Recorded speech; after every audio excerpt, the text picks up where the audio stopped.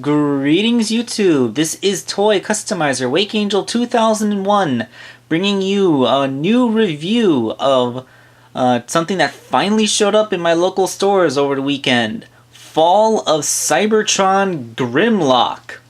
Now I have him in a cool pose with his accessories already, just to show that this Grimlock is a pretty badass display piece.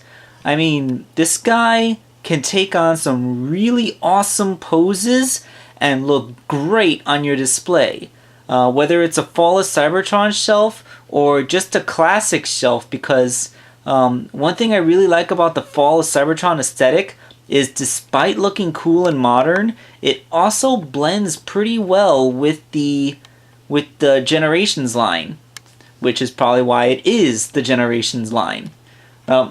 My point is that when the Generations line switched to Fall of Cybertron, I was afraid that we would be once and for all losing Classics, but no, he still fits in with the Classics pretty well. So, I say that Grimlock makes a great display because he's not really all that great a figure for playing with. Let me demonstrate. First, I'm going to remove his accessories, his translucent shield, and badass sword of badassitude. Actually, let's, the sword is a bit undersized. It was a lot bigger in the video game, but, it's still very nice. I mean, check out its molding. Yeah, see? Look at how cool that is. It's a very nicely detailed sword made out of translucent orange. Lots of sculpt.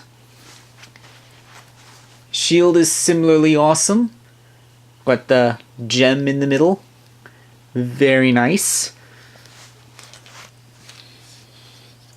But now let's talk about Grimlock. Like I said, great for display once you pose him, but when you actually get around to playing around with him, you find limitations. And that is, I just unpegged and then repegged his leg into place. Yeah, the problem basically, it's kind of hard to pose him because his shoulders, both on the in and out, and even on the rotation, his elbows, his knees, and his hips, they are all ratchets, and the ratchets are actually heavy enough that they overpower the pegs that keep him transformed. So when you go to bend his knee, you actually end up unpegging his shin. So yeah, this is a figure that you can't really play with because you got to be careful not to accidentally untransform him as you mess around. And I just did it again. Yeah. Still, he looks cool. Let's take a look. My backboard is falling. Let's straighten that out. One take, baby, one take. Alright, so let's take a look at his, details. There's his face.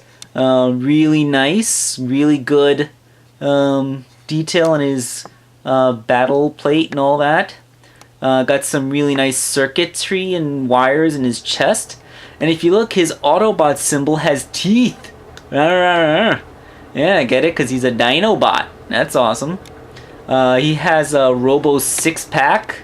That's awesome and funny. And massive, gigantic pecs, really tiny hips. He's rocking the old superhero look. And then he has shins and feet. All very nice. And he has a gimmick.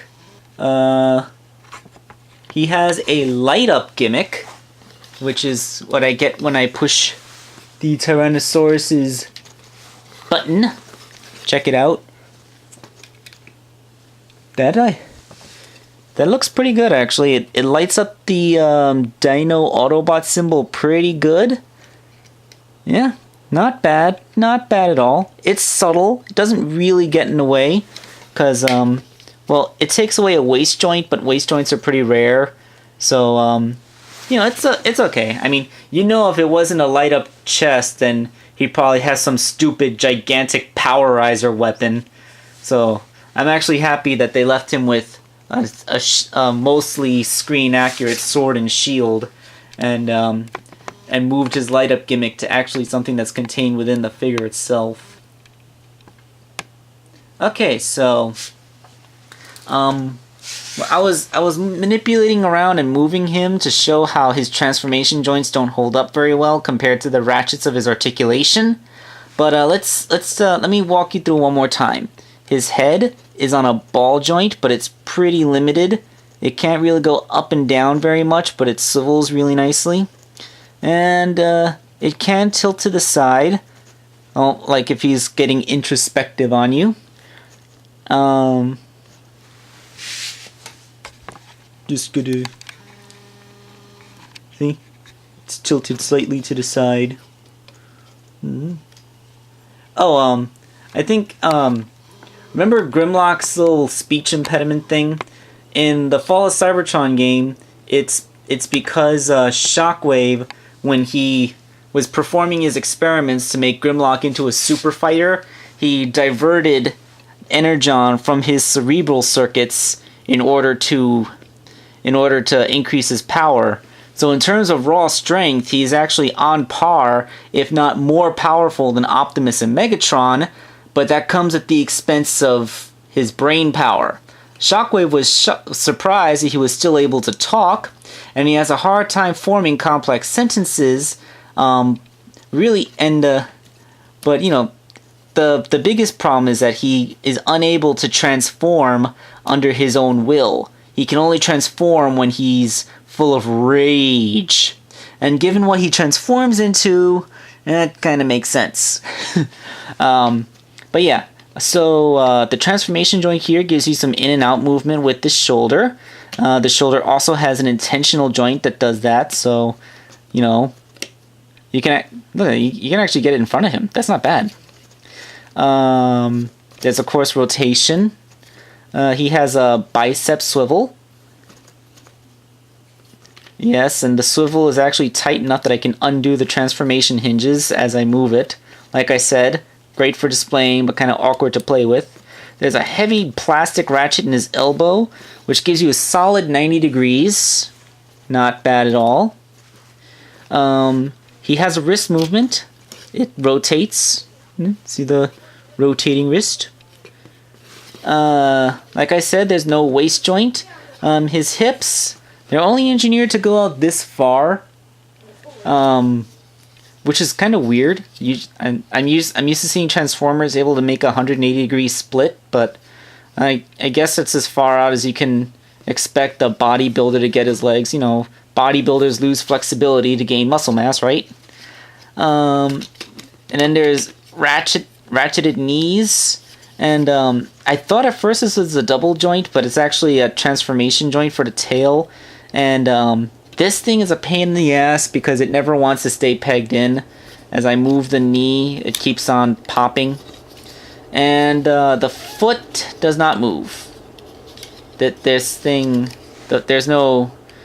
toe moves slightly, but it's pushing against the tail bit inside.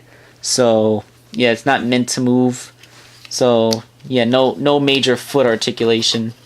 Although his feet are long enough that you can give him a wide-legged stance, if that's your thing. Just know that when you put him into a wide-legged stance, the feet aren't going to be flat. But you know, that still looks pretty good. All right, I've been talking for almost 10 minutes, so let's transform this guy. With your rage meter filled up all the way, you go into the back of the figure and reveal how unbelievably hollow he is. Yeah, it's kind of a cheat. Wait, derp. Yeah. So yeah, you fold the dinosaur. You fold the top of the dinosaur and snap it into place over his chest, and yeah, You're already starting to see it, aren't you? Then the feet. You got to this entire thing just kind of pops up and moves forward, and oh, look at that. And then the feet fold in, and you make a big, fat, robust tail that way. It's amazing that to get that smooth sculpt on the legs, there's actually no pegs on anywhere. The only 2 pegs are in the tail itself. You got 2 peg and holes at the very tip of it. So for most of the length of the tail, it's actually not pegged into place, which can make it kind of hard to actually peg. Yeah. I think I should also mention that the figure, despite looking really cool and having great sculpt, is very lightweight and hollow feeling. It doesn't feel like it's gonna break. Like, it's durable and all, but it also feels, in terms of weight, like one of those cheap knockoff Transformers you get. But he only feels like that. He's not actually that.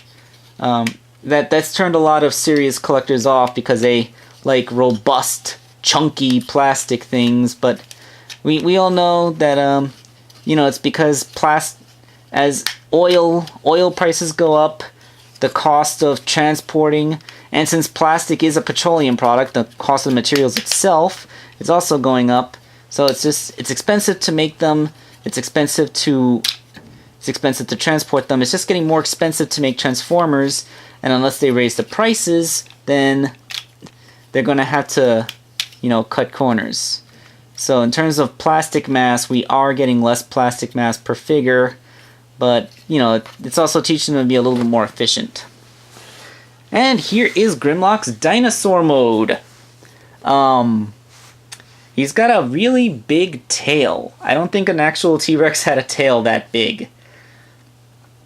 Its transformation, as you probably saw, is actually kind of simple. Almost disappointingly so for a Voyager. But, it is still pretty effective at making something that looks very Saurian.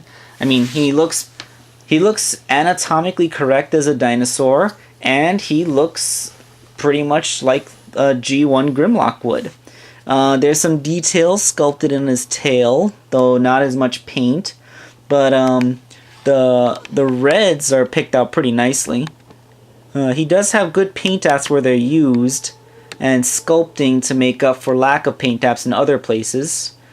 But it's still a pretty good dinosaur mode. Tail's a little huge and head's a little small. Plus, T-Rexes didn't have 3 fingers, but I'll chalk that up to Shockwave not really knowing that much about the indigenous life forms of another planet. You can peg his shield and sword onto his hips, but please don't. Articulation in Dino mode also isn't very good. His hips are pretty much sealed up, so if you want to make him rear back, you gotta bend his knees. Arms are on ball joints though, so although like an actual Tyrannosaurus's arm, that's not much use. And he has the light up gimmick still works in this form. This time it lights up his head. And he has another Autobot logo that reveals itself in this form. It's on top of his head.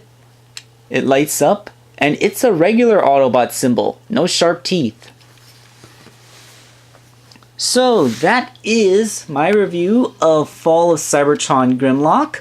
I give him a B+, maybe a solid regular B for Transformer.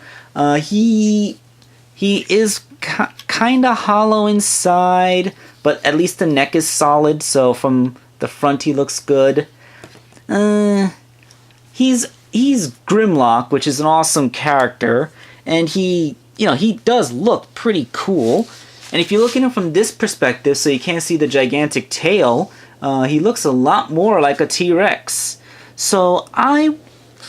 And like I said, he makes great displays and can take on some really cool poses in robot mode, but he is also kind of hollow feeling and does not peg together all that great. so you had to be careful when you put him into those poses not to accidentally untransform him.